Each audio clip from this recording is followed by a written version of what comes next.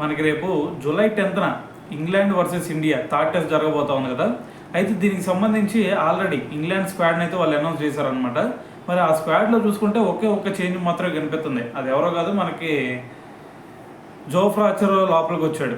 So అయితే అంతకుముందు మరి ఆ ప్లేస్లో జోష్ టంగ్ ఉండేవాడు కదా. సో అతను బయటికి వెళ్ళిపోయి అతని ప్లేస్లో జోఫ్రా ఆర్చర్ వచ్చాడు అనమాట. సో మిగతా టీం మొత్తం కూడా సేమ్గానే ఉంది.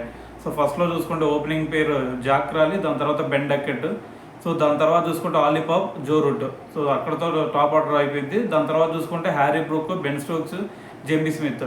సో వీళ్ళతో పాటు ఇక బౌలింగ్ అటాక్లో చూసుకుంటే క్రిస్ వోక్స్, బ్రైడన్ కార్స్, దాని తర్వాత Jofra Archer, Shoaib Bashar. So మరి ఇక్కడ బౌలింగ్ చూస్తుంటే వెళ్తే మరీ అంత డెడ్లీ బౌలింగ్ కాంబినేషన్ అయితే కనిపించట్లేదు. ఎందుకంటే మనది చూడండి ఒకసారి, సిరాజ్ ఉన్నాడు, మనకెళ్ళి నలుగురు రాబోతున్నారు ఇప్పుడు. సిరాజ్, హర్షదీప్, దాని తర్వాత బుమ్రా, మరి ఆకాశ్దీప్. సో వీళ్ళతో పోల్చుకుంటే వీళ్ళ దగ్గర బౌలింగ్ అటాక్ నాకైతే మరి అంత పటిష్టంగా అయితే అనిపించట్లేదు. మహా అయితే జోఫ్రా ఆర్చర్ వేస్తాడు, దాని తర్వాత క్రిస్ వోక్స్ వేస్తాడు అంతే. బ్రైడన్ కార్స్ మరీ అంత బేభత్సం క్రియేట్ చేస్తాడు అని అయితే నేను అనుకోవట్లేదు.